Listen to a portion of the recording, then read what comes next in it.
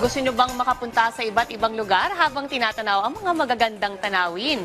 Pwedeng-pwede na yan sa Cebu dahil bukas na ang isang panibagong atraksyon dito, ang Sky Tour. Ang buong detalye alamin natin sa report ni Jessie Atienza ng PTV Cebu. Ito ang bagong gawang helipad na matatagpuan sa Tuburan 360 kung saan tanaw ang malawak na bayan ng Tuburan. Maya-maya, dumating ang mga chopper na siyang gagamitin para sa Tuburan Sky Experience Tour.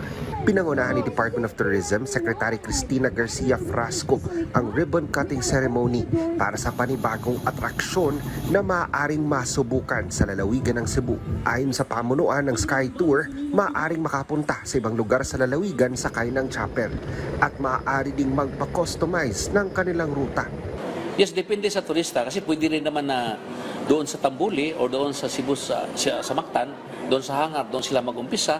Kasi may package tayo na gusto nyo mag-tour ng from Mactan to Tuburan 360 to Bantayan and back to Mactan. So may mga concept din tayong ganyan, may mga package tayo niyan. No, na pagpunta nyo sa Bantayan, doon kayo mag-lunch, tapos i-tour kayo doon sa mga stakeholders doon, ng mga partners din natin. Then pagdating dito naman sa 360, kakain sila dito, tapos i-tour din sila. Kasi marami tayong attraction dito.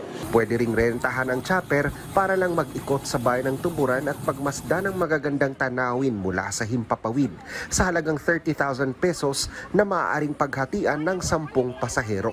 Ayon sa lokal na pamalaan ng bayan ng Tuburan, malaking bagay ito para sa mga kababayan natin na nagtatrabaho sa industriya ng turismo.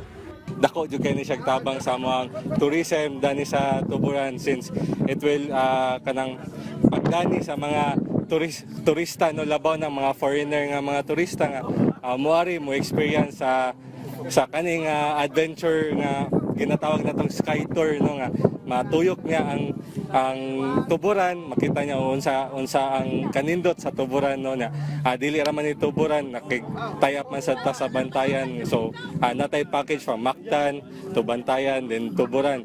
So dako kay nagtabang para sa amo ang turista no nga maka-increase mi sa mga tourist visitors dani sa Tuburan.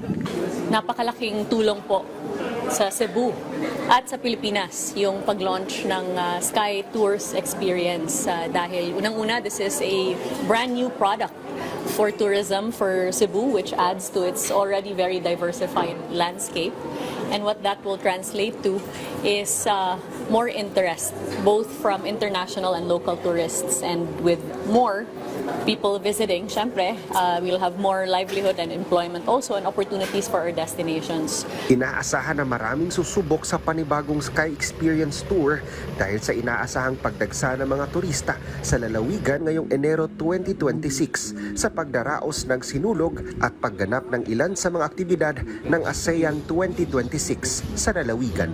Mula sa PTV Cebu, Jessie Atienza para sa Pambansang TV sa Bagong Pilipinas.